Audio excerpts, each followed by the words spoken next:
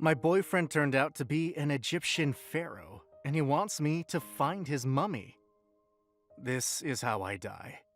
Not with a bang, not with glory, not even with dignity. Just on my knees in the dirt, covered in someone else's blood, surrounded by a sea of snakes and scorpions that want me dead. Horus isn't breathing right. His chest rises in these short, jerky gasps, like every one of them might be his last. There's a gash in his side, deep and dark and wrong, and my hands are slick with blood, trying to keep him together. "Stay with me," I whisper. "Please, baby, stay with me."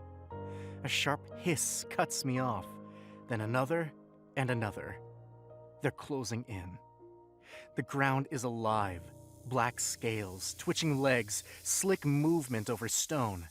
Snakes wind between ancient carvings. Scorpions clatter over bone-dry rock.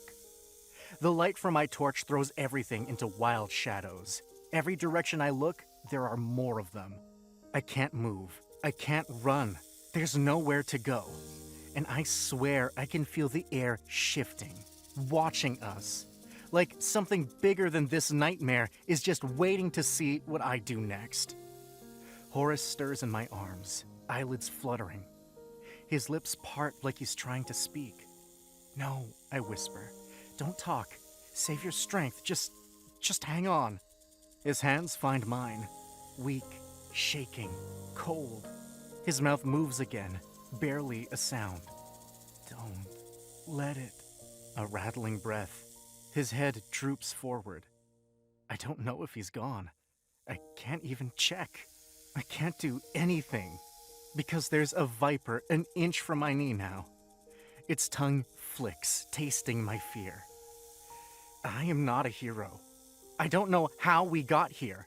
I don't know how to get out. And if something doesn't happen in the next 5 seconds, we're both dead. Flashback. 2 months earlier. Up until that day, life was perfect. I had a hot boyfriend, a rent-controlled apartment with actual sunlight, and mornings that smelled like cinnamon coffee and sandalwood, thanks to Horus's freakish ability to make even incense seem sexy. He'd kiss me awake most days. No alarm needed, just soft lips on my jaw and a low "Morning, Habibi," in that deep, sleepy voice that should be illegal before 9 a.m. I thought I had made it. Domestic bliss with a man so hot, I sometimes suspected he was AI generated. He never got colds, never had morning breath. He knew exactly how to untangle my anxiety with one touch and a smirk. I was convinced I'd beaten the simulation. Then I lost my phone charger and found a secret passageway behind his closet. I wasn't even trying to snoop, okay? I was just digging past his endless racks of linen shirts. Seriously, who owns that many naturals? When I noticed something weird about the back wall. It didn't sound right when I tapped it. Hollow. Too clean. So I pushed. It clicked, then slid open. And just like that, my perfect boyfriend became a walking question mark. The room behind it wasn't big, but every inch of it screamed ancient.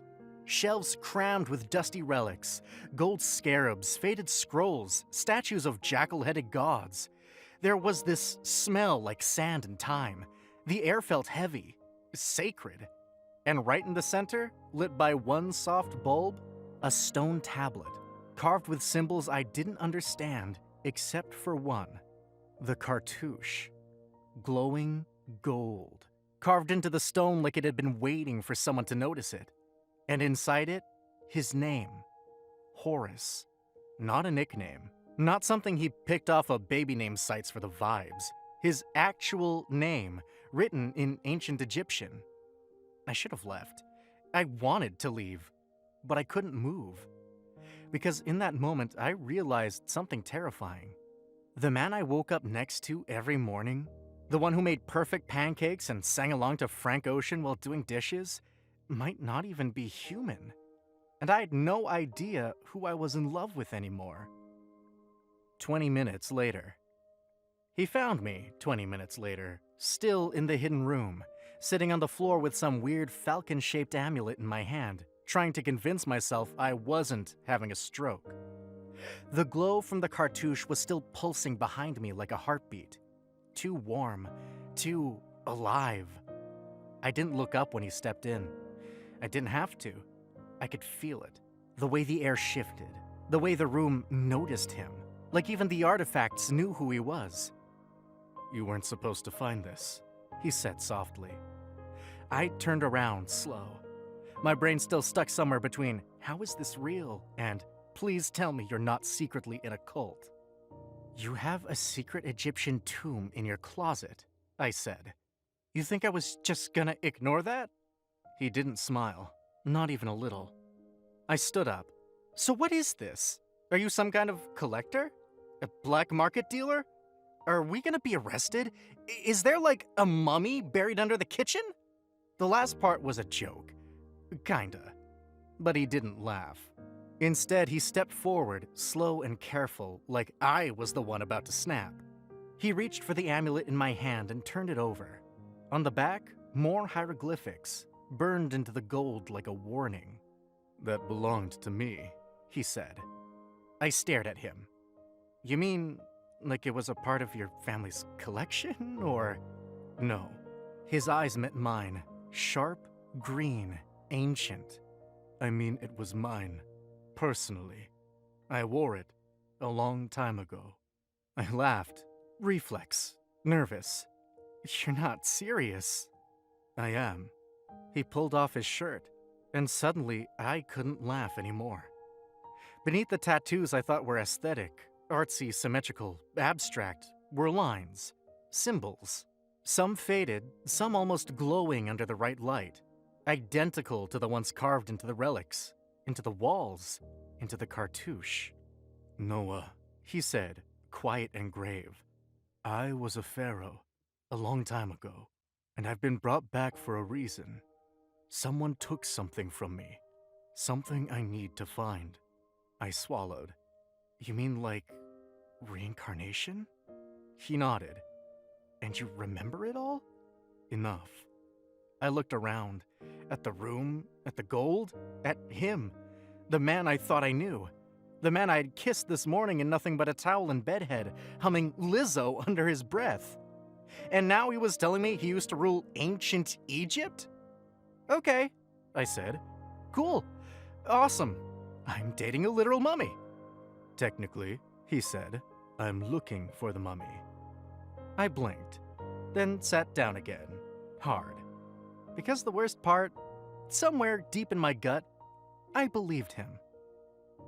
The next day. When I woke up the next morning, two things hit me right away. One, my mouth tasted like panic and sleep. Two, Horace was in the kitchen, shirtless, making eggs, like he hadn't casually confessed to being a reanimated pharaoh last night. He didn't look at me when I walked in, just flipped a pan with one hand and poured coffee with the other, like he was starring in a cooking segment titled "Hot Men Who Might Be Cursed." "Morning, Habibi," he said, like nothing was wrong, like we were just two totally normal boyfriends who hadn't opened a hidden room full of death relics 12 hours ago. I stood there, hair a mess, wearing one sock and a full-body sense of doom. "You told me you're a pharaoh," I said. "I did." He passed me a mug. "You said you were brought back." "I was." "And you're looking for your mummy?" He paused. "Yes." I sipped the coffee, burned my tongue. "Okay, cool. Love that for us." He finally looked up. "You have questions?" "No, I have alarms, sirens, possibly a brain tumor. But sure, let's call it questions." He pulled out a chair. "Sit. I'll explain." So I sat, and he talked. And what he told me made 0 sense and too much sense all at once. He wasn't just reincarnated. He'd been summoned, pulled back into his body by a ritual gone wrong. Something to do with a stolen relic and a blood moon, which honestly sounded fake, but okay. His original body, his actual linen-wrapped sarcophagus-grade corpse, was missing. Not just missing, though, hidden. on purpose. Someone sealed it away to break my connection to it, he said, hands wrapped around his mug. They knew I'd return. They wanted me weak. I blinked. Wait, why would you need your body? Like, aren't you alive now? He nodded. Partially, but my ka, my spirit, is still tied to it. Without the full reunion, I'm not complete. I can't access certain memories, certain powers. My human body is just an anchor, connected to my mummy. I swallowed. So you're, like, emotionally and magically incomplete? That's one way to put it. Okay, fine. Weirder things have happened. They haven't. But then his voice dropped, low and heavy like it carried centuries of dust and dread. It's not just about me, he said. If someone else gets to the body first, if they can perform the right rites, force a connection, they can take everything. I frowned. Wait, you mean like steal your powers? He looked at me serious. They could become me. Or worse, something more dangerous. Something corrupted. The room suddenly felt colder. They'd have access to my memories, my bloodline, the divine link to the old gods, he continued. They could rewrite fate, raise armies, spread plague, famine, whatever they want. The body is a key, and in the wrong hands, he didn't have to finish. I stared at him, trying to wrap my head around it. This man, this unfairly hot man who still didn't know how to use a microwave, was sitting here telling me someone wanted to hijack his corpse like a magical nuke. And me? I was in pajama pants with ducks on them. Cool, I said, heartbeat climbing. So what do we do? He looked up. There was something fierce and ancient in his eyes, but also something soft. Something that looked at me like I wasn't just part of the plan. I was the plan. We find my body, he said, standing, before they do. A few days later, we were in Paris, which sounds romantic until you realize we weren't there for pastries. We were there to break into a restricted wing of the Louvre. Let me back up. I had to ask for time off to do this. Actual PTO. Told my boss I had a family emergency, which technically wasn't a lie, if you count your ancient Pharaoh boyfriend needing to recover a stolen map to his mummified corpse as family business. He didn't ask for details.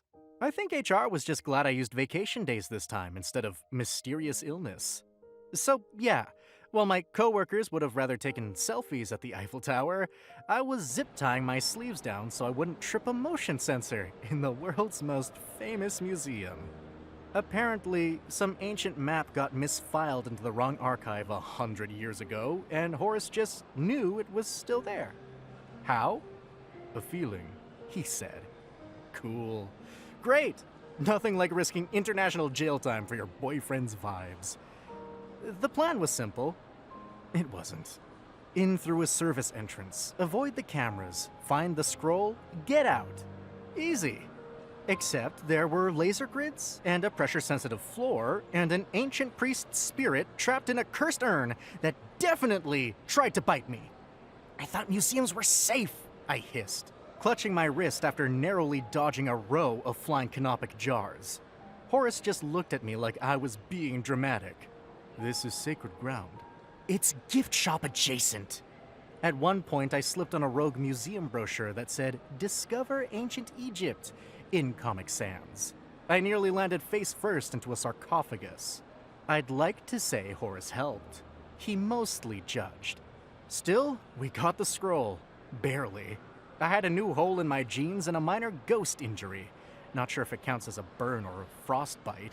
Ghosts are weird. And he looked at the hieroglyphs like they were love letters from the past. I stood there catching my breath and wondering why I was always the one bleeding. That night back at the hotel, I watched him pore over the map like it was everything.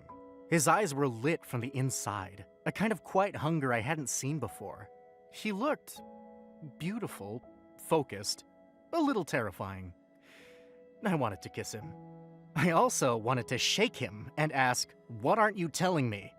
Because something about the way he looked at that scroll, it wasn't just history, it was obsession. 2 days later.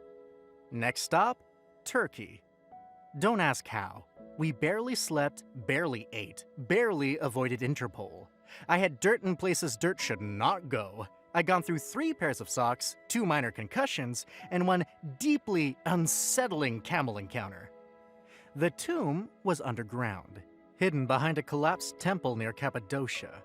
Horace called it one of the false tombs, decoys meant to confuse grave robbers.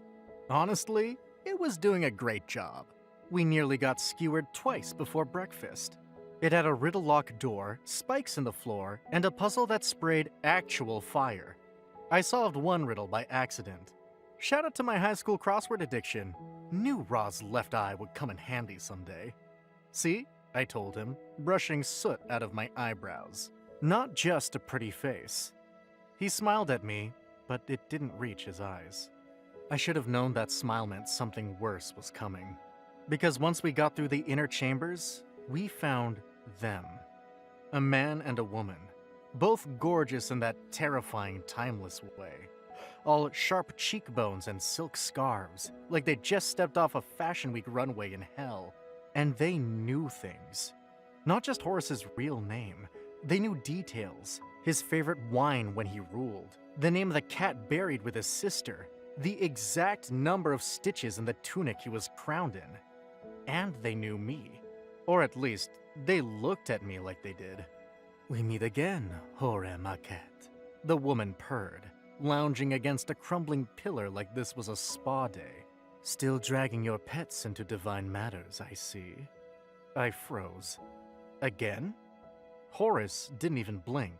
"Stay out of this, Neferet. You have no claim." The man stepped forward, eyes on me. "Does he even know what he is to you? Or is he just another tool?" I looked at Horace. He didn't flinch. He didn't deny it. And that silence? It was a knife. I felt something cold settle in my chest, like I was outside my own skin, watching this scene from a distance. I wasn't just a tag-along. I wasn't just the boyfriend. I was a chess piece, a complication, maybe even a weakness. And the worst part? I didn't know if Horace had brought me along to protect me, or to use me. A few hours later, we were in a tiny village near Luxor now, chasing some clue about the last seal. Whatever that meant. I'd stopped asking. Every answer just raised more questions, and I was too tired to keep up. Horace was quiet. Too quiet. He'd been like that for days. Head down, eyes sharp, voice clipped. He didn't notice the way my hands shook lighting the lanterns, or how I hadn't slept more than 4 hours in a week, or that I kept staring at the amulet he gave me, wondering if it was protection or a leash. That night, I sat outside the tent, watching the stars blur in and out through my tired eyes. It was beautiful, and I felt like shit. Like I didn't belong here. Like I was just extra weight. A passenger. A prop in someone else's epic. I didn't even hear him until I felt the warmth of him behind me. He crouched down, hand brushing mine.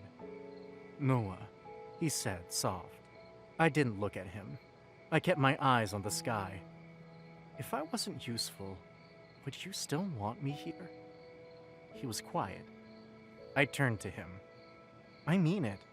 If I couldn't break into tombs or bleed dramatically at the right time, or solve ancient riddles, would I still matter to you?" His brow furrowed. "Of course." "Don't say 'of course,'" I cut in.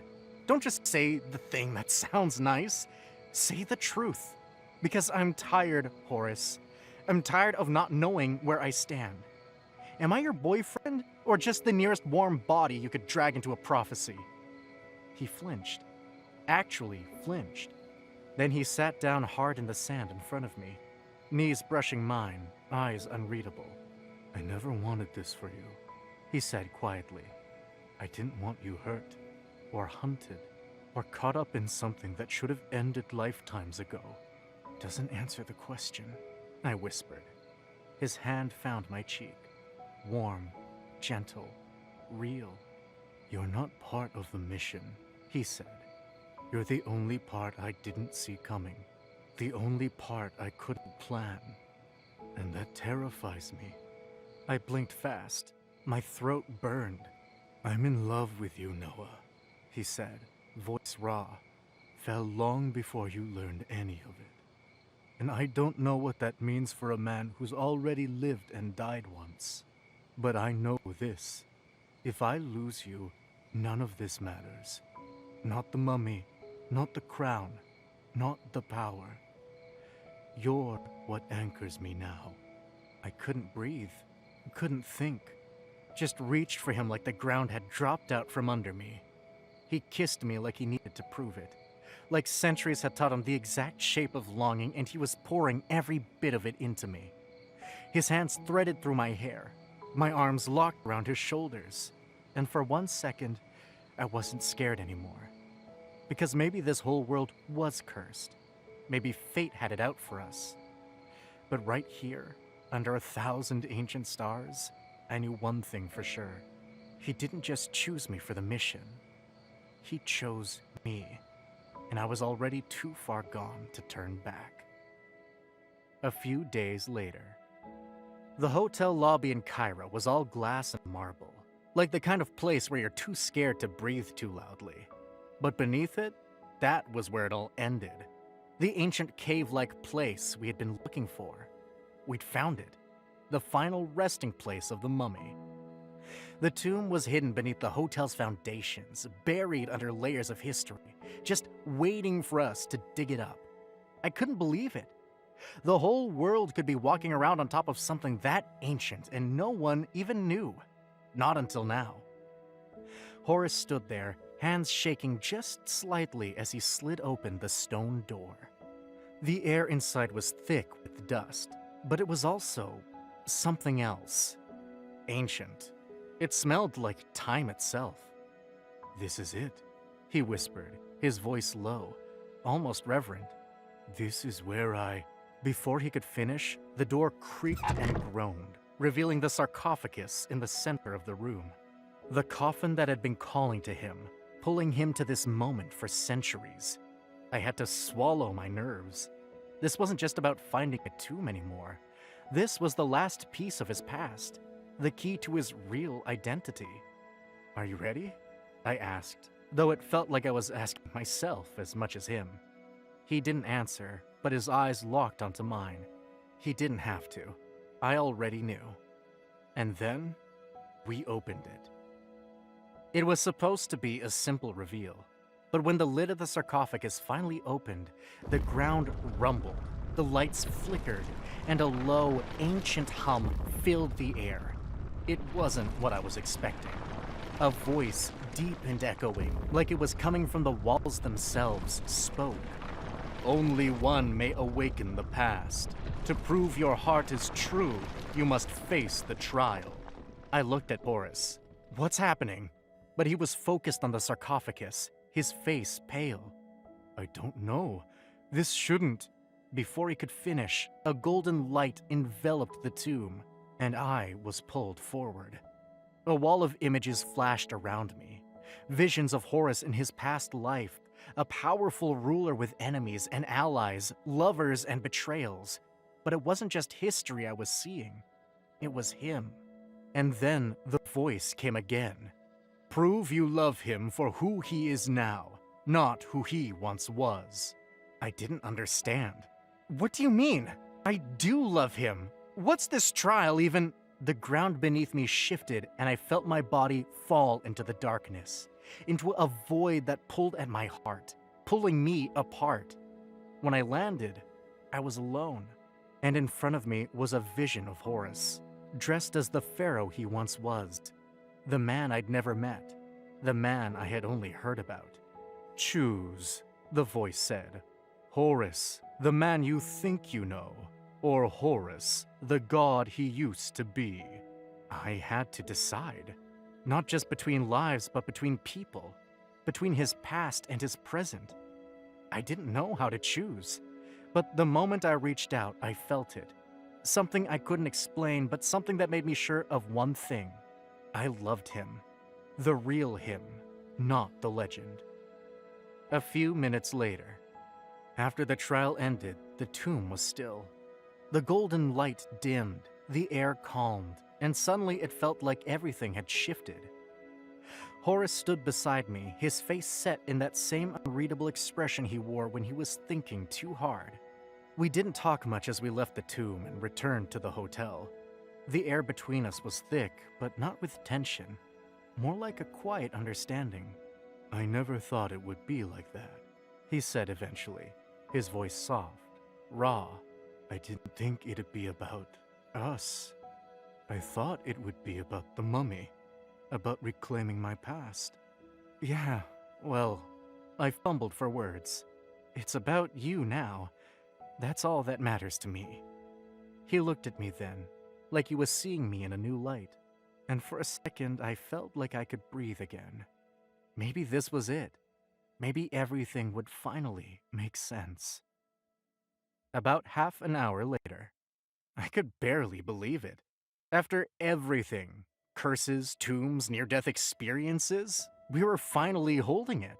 The mummy, Horace's original body, the one that had haunted his every lifetime. I thought it was over. I really did. Horace was adjusting the sarcophagus, hands steady. "Let's take it and go," he said softly. And then a voice cut through the air like a blade. "Well, well, look what we have here." I froze. My blood turned to ice. No, it couldn't be. I turned and there he was. Ryan, my ex, standing in the doorway like some smug villain from a nightmare. Older, sharper, darker. "Ryan?" I whispered. "What the hell are you doing here?" His eyes flicked to me, then back to Horace. "Didn't think I'd let you two just walk off with this, did you?" Horace stepped forward, jaw tight. "You should have stayed gone." Ryan laughed, low and bitter. "Still dramatic. Still pretending you're the noble one. You don't get it, do you? This power, it should have been mine." I glanced between them. The tension in the room was thick, suffocating.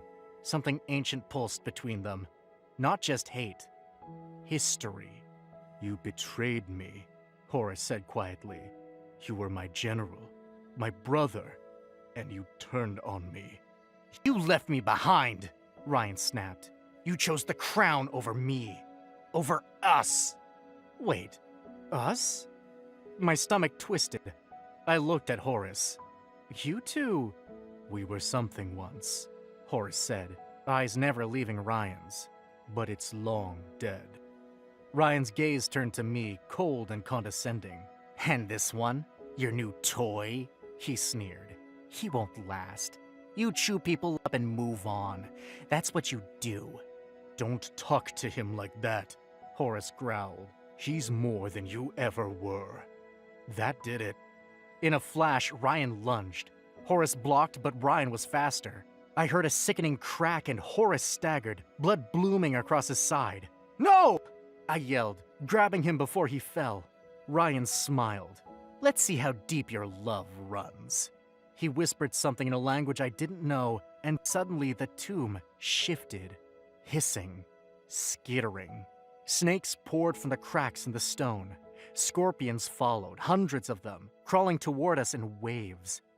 Horace clutched his wound, trying to stand. "Noah, run." I couldn't. I dropped to his side, shaking. "I'm not leaving you." Ryan turned and walked away, voice like poison. "You're on your own now." And then he was gone. The tomb was alive with movement. Snakes coiled around our feet. Scorpions covered the walls. The tomb was becoming a death trap. I grabbed his arm, trying to pull him up, but he was heavy, his body weakening from blood loss. "Don't you dare leave me," I said, my voice cracking. "Please, don't do this. Not like this." But the darkness was closing in. The walls were closing in. And for the first time since all of this started, I wasn't sure if we'd make it out alive. Flashback ends. A little while later. We were out of time. Horus was dying in my arms. Again.